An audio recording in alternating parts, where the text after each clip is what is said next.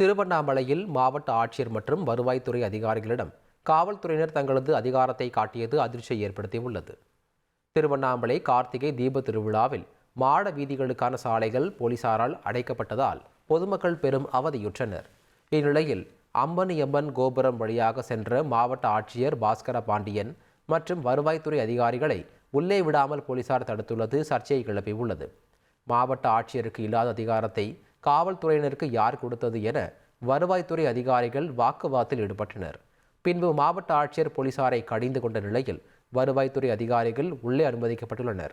இந்த சம்பவத்தின் எதிரொலியாக மாவட்ட ஆட்சியர், வருவாய்த்துறை, காவல்துறையினர் மற்றும் இந்து சமய அறநிலையத்துறை அதிகாரிகள் உள்ளிட்டோர் கலந்து கொண்ட பேச்சுவார்த்தை நடைபெற்றது.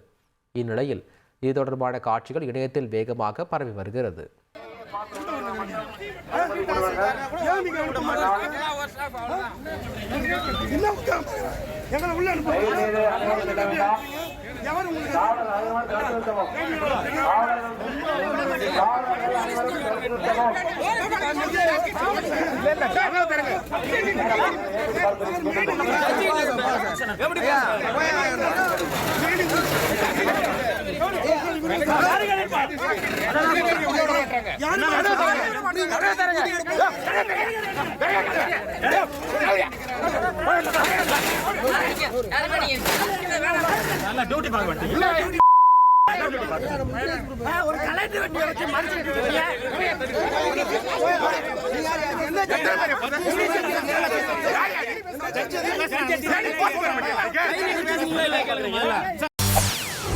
செய்திகளை உடனுக்குடன் தெரிந்து கொள்ள உடனே சப்ஸ்கிரைப் பண்ணுங்க.